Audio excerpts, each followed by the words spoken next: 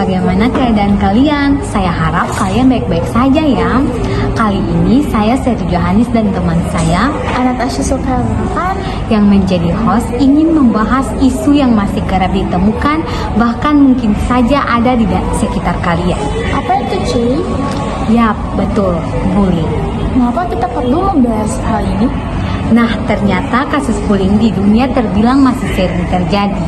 Di Indonesia sendiri, lebih dari 3,2 juta orang yang menjadi korban bullying setiap tahunnya, yang mana perilaku bullying tersebut sangat mempengaruhi karakter pada pelaku bullying dan orang yang dibully.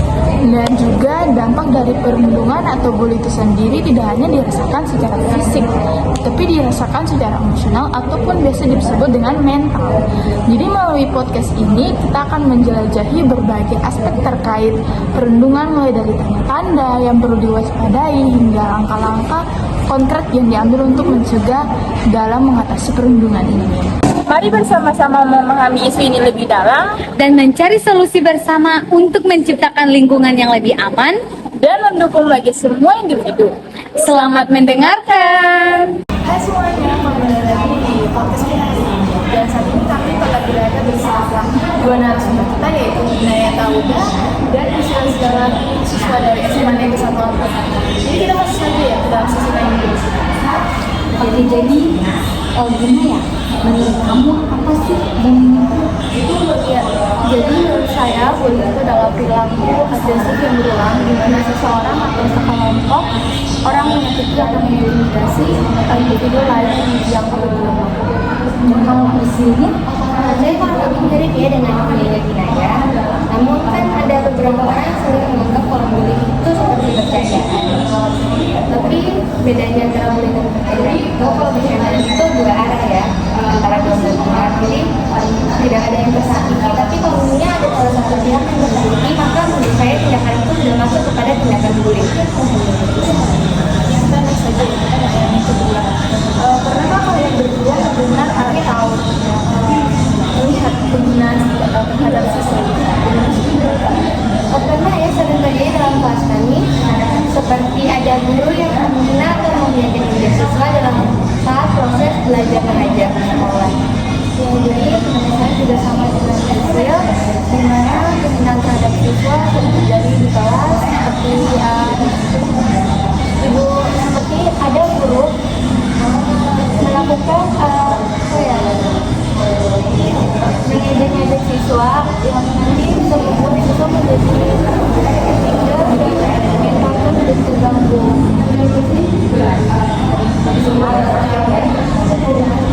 jadi jika kejadian bullying ini terjadi di depan mata kalian, apa yang akan kalian lakukan? Mungkin maaf ya, saya orangnya kurang peduli dan peka terhadap hal tersebut. Jadi kalau misalnya ada kejadian bullying yang terjadi saya cenderung hanya membiarkan saja karena saya tidak berani untuk ikut campur sesuatu yang bukan urusan saya. Kalau bullying, Kalau menurut saya juga sama seperti Priscil, tetapi kalau misalkan ada seseorang yang saya kenal, mungkin saya bisa membantu mengalihkan perhatian dari seorang pelaku untuk membuat korban merasa lebih aman. Apa sih dampak bullying yang kalian ketahui dan bagaimana saat Saya yang pertama yang saya ketahui, misalkan dari kesehatan fisik bisa depresi, mental saya terus juga misalkan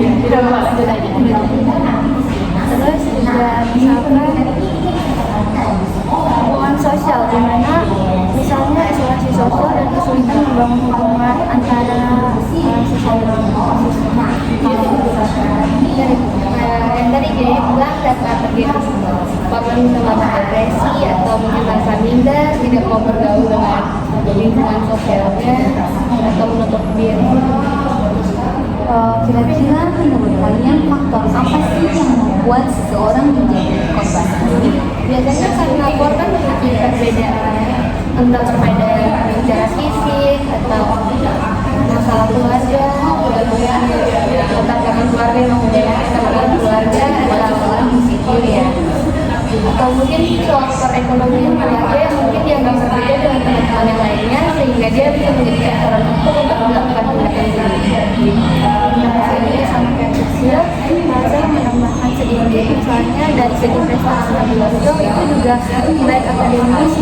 akademis yang membuat mereka menjadi cenderung jadi cemburu gitu, ya, cemburuan.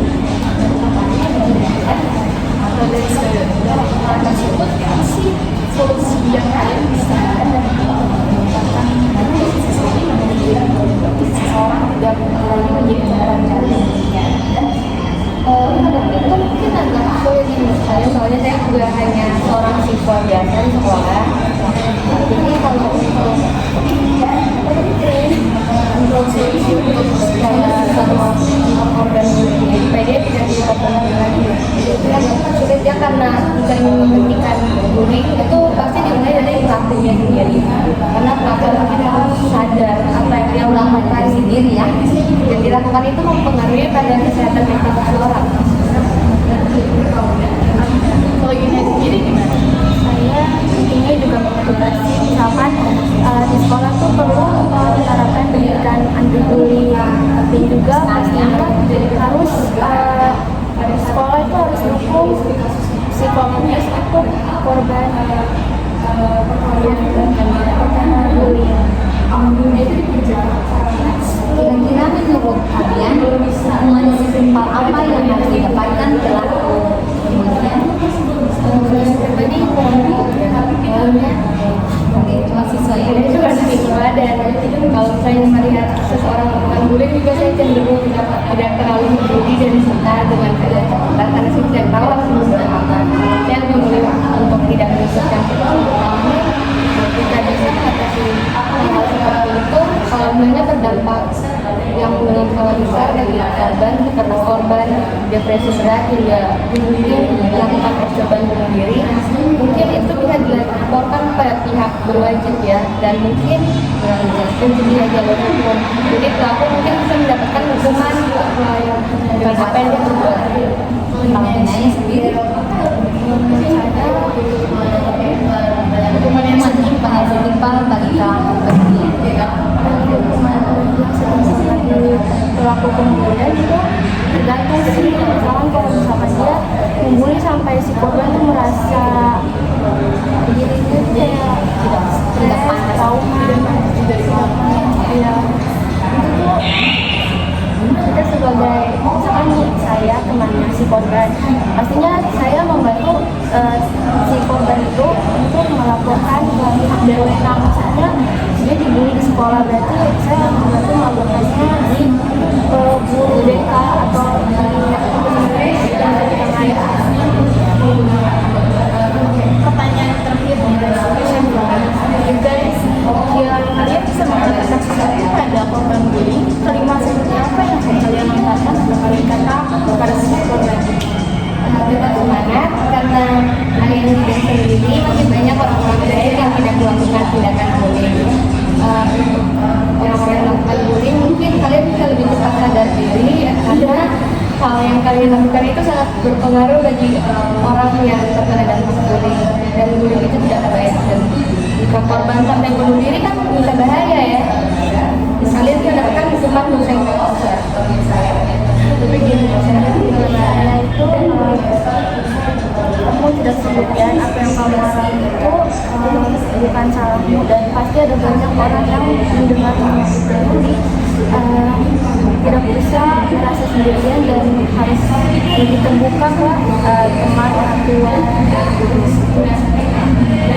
Baik sekali ya, kita telah mendapatkan jawaban yang luar biasa dari siswa-siswi SMA Negeri 1 Oke teman-teman, jadi sekarang kami telah mendapat jawaban yang luar biasa dari siswa-siswi SMA Negeri 1 Sebagai akhir dari perjalanan kita dalam mengenai isu yang sensitif namun penting ini, mari kita ingat bahwa setiap tindakan kecil yang kita lakukan dapat memiliki dampak besar.